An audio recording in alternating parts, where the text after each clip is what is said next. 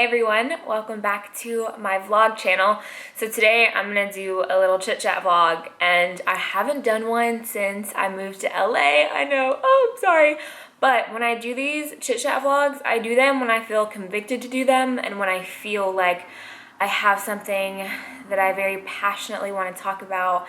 I don't want to ever force these. I always want them to come from a place in my heart where it's like, okay, let's do this. I have something that I want to talk about.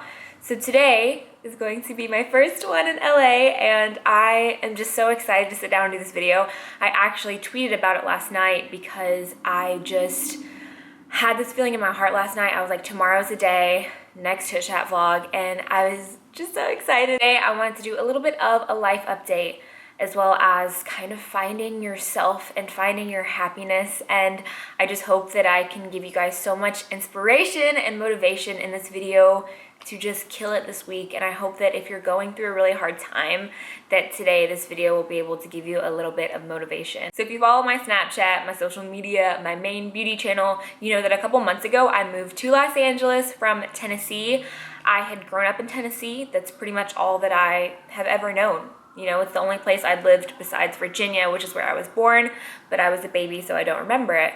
So moving to Los Angeles was a huge adjustment, and I was here all the time, like every month or so for work. So I knew a little bit of what to expect, but it's so different living in a new city versus just visiting a new city. My last chit chat vlog, I had talked about finding happiness and how I was in this new relationship that made me just the happiest that I ever had been, which was very true up until that point in time. So when I moved here, I was still in that relationship, and he helped me so much with the moving process and just being my partner in crime and like kind of helping me spiritually as a boyfriend, was just so great to me and helped me so much in my transition from Tennessee to LA. When I moved to LA, I first got here and I felt like, what am I doing here? Like, what is my purpose?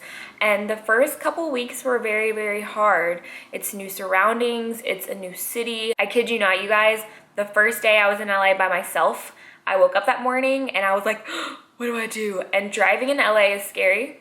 If you've ever driven here, it's scary. And I didn't leave my apartment for the entire day. I stayed in my apartment all day because I was too scared to drive anywhere. I didn't know what to do, so I just stayed here and ordered delivery because I was like, I'm not going outside. It was scary. I've lived on my own since I was 18 with roommates in college, and then the last 2 years when I was in Tennessee, I lived completely by myself. So I'm used to being by myself, but in a huge city like LA, it is very intimidating, very, very intimidating. And I'm in the city, so it is a lot going on all the time. A lot of you have asked, why did you move to LA? You know, why come to LA? And I have been wanting to come here for the last 3 years. Ever since the first time I set foot in LA, I said, I'm gonna be here one day. But the timing never felt right. Also, financially, LA is very expensive, and I'm not the type of person to just move out on a whim. Like, I gotta have plans, I gotta have money saved. Like, very much like I'm not that kind of person to just up and move with $100. Like, I've got to have a plan. I came to LA in March to apartment shop for a weekend, and I found some cute places, but it was very overwhelming. I was like, man, is this the right decision? I don't know if this is right. And I ended up going home feeling kind of discouraged because I was like, man, there's just nothing that I'm like super set on. And then I woke up one morning and I had looked at one of the apartments I looked at here, and it was still available, and that was the only unit in the entire building that I was interested in. And I was like, I'm doing it. I'm going for it. And I completely went for it, and I signed the lease, and a couple weeks later I was here. I mean, I had like, I think a month to move out of my house and get here, and my amazing friends and family helped me, and we made it happen. And something that just pushed me to be in LA is it just felt right. I mean, it's something I've been praying about for years, and it never really felt right in my heart, and it just felt so right. Like, it was sad to leave, but I was just so ready and so convicted to be here. The weird thing about moving to LA for me is that I'm doing the exact same thing I was doing in Tennessee.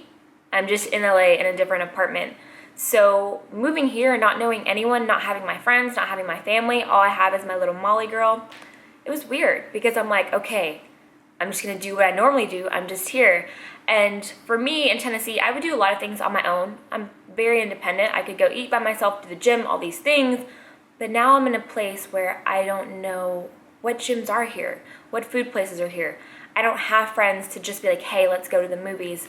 And it was very lonely at first, and it was really, really hard. And I know I leaned on you guys a lot because I was always Snapchatting like, hey, like just talking to you guys very, very frequently. I feel like more frequently than usual because I was just by myself a lot. I knew when I moved here, the two most important things for me to find was a good church and a good gym. And gosh, I had never been so anxious and excited to make friends. I started going to a couple churches and nothing really stuck with me. I just didn't feel like any of them were home. And then I finally found the church I go to now, and it is my home, and I love it. And I also joined a small group of women for a Bible study group, and I met some amazing women through that now I like can't even imagine my life without. I tend to downplay a lot of things. Everyone's like, oh, you moved here from Tennessee, or like everyone seems so impressed or astonished of things that I've done, and I'm just like, it's not a big deal when it is a big deal, but I just tend to downplay a lot. So if you've noticed that in my chit chat vlogs, I definitely tend to downplay, and I am very hard on myself. So I was like, why am I not making more friends? Why have I not found a gym? Why have I not done all these things? And I feel like I was expecting LA to be my home as soon as I got here, which is an unrealistic expectation. And slowly, like, I do love it here, but it's been a process and it's been very hard. And in a city filled with so many people, it can feel extremely lonely. I noticed when I started to meet people in LA that a lot of people didn't have many emotions. A lot of people were very jaded. And I'm not used to that. I'm from the South, so everyone's a lot more warm and welcoming. And I've been around that my entire life. And I'm just that way because that's all I've ever been raised around, and I love it. And even in Tennessee, like where I'm from, I would go and frequent local restaurants or stores, and you just kind of know everyone. You get to know people, and people are very kind and welcoming. And I come to LA, and people don't always care to say hey to you. Or they're like, there's restaurants here in LA I go to a lot.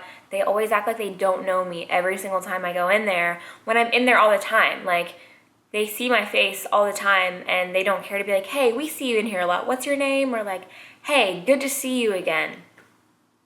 A lot of places here in LA just don't care. So at first, I was just struggling with making friends and trying to get adjusted, and also trying to keep up with work, and it was very stressful. And then right when all of that's happening, my relationship ends, and it was a shock. It's always hard when you have a plan in your head of how you want things to go, but then God has a different plan for you, and it's like you think you know what's gonna happen, and he's like, no, just wait. I already felt alone in LA, right?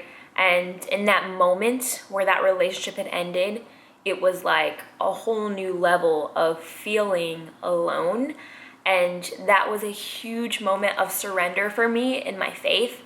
And after that moment is when my life began to change for the better, on an upswing towards my faith like I have never seen before in my entire life. I knew moving to LA was going to be hard, and it was going to be a lot of growing, but I didn't expect everything to change so much so quickly, because the last year and a half has been just some of the hardest, craziest, and also best times of my life. When all of this was happening, I had a moment of question, like, what am I doing here? Like, what is going on?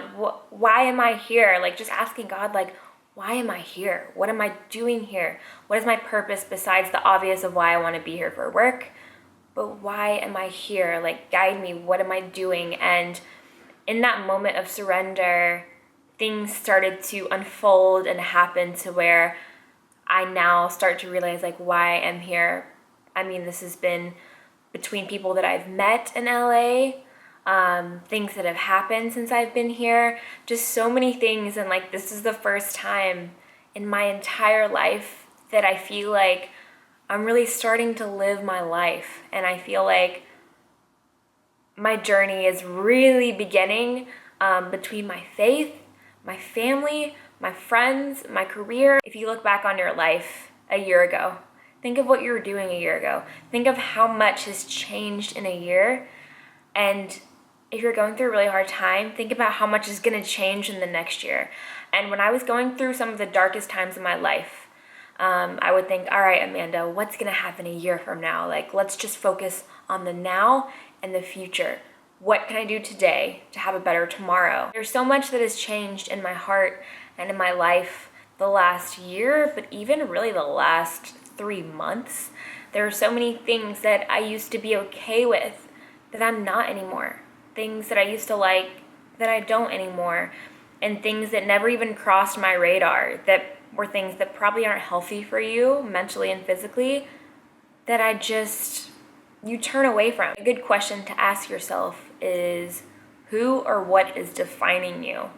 I feel like often, especially in today, we let status, jobs, materialistic things define who we are. Clothes, handbags, cars, titles, education. We let all of these things define who we are when none of that makes us who we are. Like how we treat people and how we live our lives, that defines who we are. But I mean, from a faith standpoint, God has already said how much He loves us and who we are. So really taking a step back and looking at what defines me the last couple months has been huge for me. I've always been a very anxious, stressed, and worried person my entire life. And through my faith and through really relying on God this year and really strongly the last couple of months, I have this abounding sense of peace in my heart that has never been there before. And I'm just not worried about the future or tomorrow. Like, it's just this overwhelming sense of peace. And for me, that happened through my faith.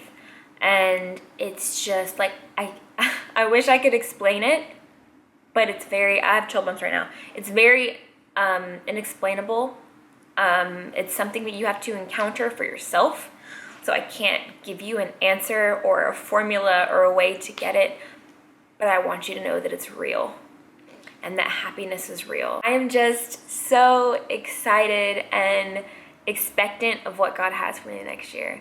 And I hope you guys are expectant and excited as well, because life is beautiful. Although it's hard and really hard at sometimes, you feel like you're on a roller coaster and you're like, when is this gonna end?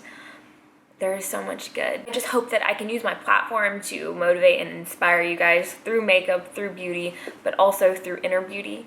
And it's really important that I'm able to share a little bit of my heart with you guys.